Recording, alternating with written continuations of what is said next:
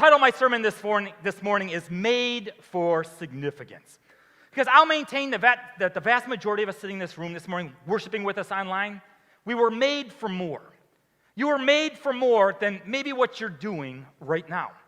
And so this morning, I want to talk to you about a recession-proof investment. I mean, that's the talk of television nowadays, isn't it?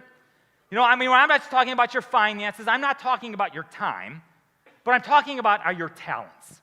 It's a recession-proof investment. Because I'll maintain that you and I, that we were called to live a life of significance.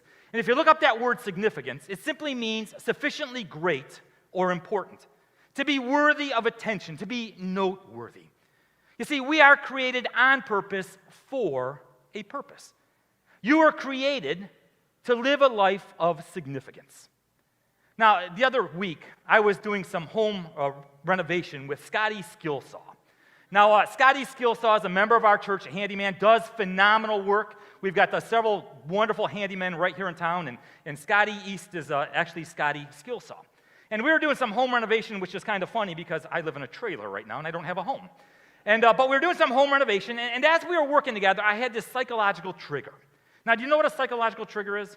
You know, you see something or you hear something, and it spurs on all of these memories, these thoughts from the past, right? And I began reminiscing. And I'm sitting there working with Scotty Skillsaw, and I'm reminiscing. And what my trigger was this. It was a flat pencil. Okay, now, a flat pencil. I mean, if you're like me, I'm familiar with the number 2 pencils, right? I mean, that's what a pencil is. But Scotty Skillsaw was working with a flat pencil. And it reminded me of decades ago when I was walking through Home Depot. Now, Home Depot, I love walking through Home Depot.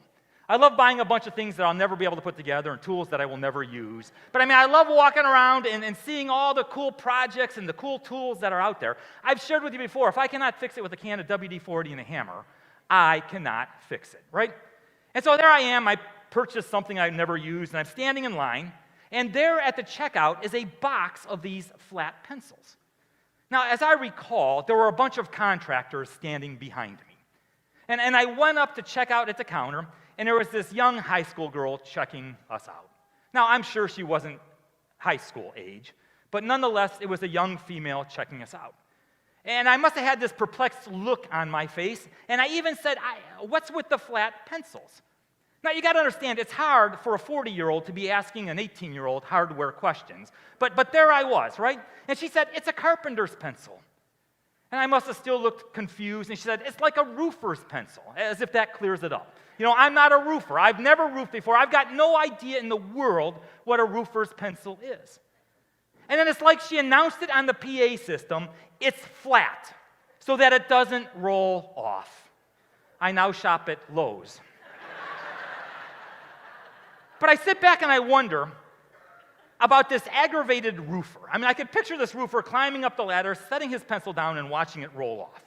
How many times did the roofer have to do that before he finally put some forethought into something? Where he designed something with intentionality. You see, that's the way that you and I are. We're designed on purpose. I mean, we have been designed with intentionality. St. Paul writes in 1 Corinthians chapter 12, there are different kinds of gifts, but the same Spirit distributes them. There are different kinds of service, but the same Lord. There are different kinds of working, but in all of them and in everyone, it is the same God at work. And then in verse 7, Paul goes on to say, now to each one, the manifestation of the Spirit is given for the common good. The New Living Translation, which is a paraphrase translation, says it like this. A spiritual gift is given to each of us as a means of helping the entire church. In other words, the manifestation of the Spirit, God's Spirit, is at work in each and every one of us. Okay, working through us for the common good of the church, for the common good of the people around us, for the common good of the people in our circle of influence. Now, I know that there's a lot on your mind. I mean, I know that we are just bombarded with commitments and information. There's places you've got to go and people you have to see and responsibilities that you have to fulfill. And when we watch the news and we turn on social media and the computer, I mean, we have this information overload that goes on, don't we? And it's easy for us to throw our hands up and say, you know what? I've had enough. All I want to do is go down to the beach and kick back with a fruity drink and relax. All right? But there's danger in complacency. There's danger in not using the gifts and the talents, the abilities that God has blessed us with. You see, you are created to make a contribution. You are gifted to be involved. Mother Teresa said it like this: you weren't created just to consume resources. You were put on this earth to make a contribution. You were made to minister, shaped to serve. God in intentionality and in his forethought, all right, designed and created you, gifted you for a purpose.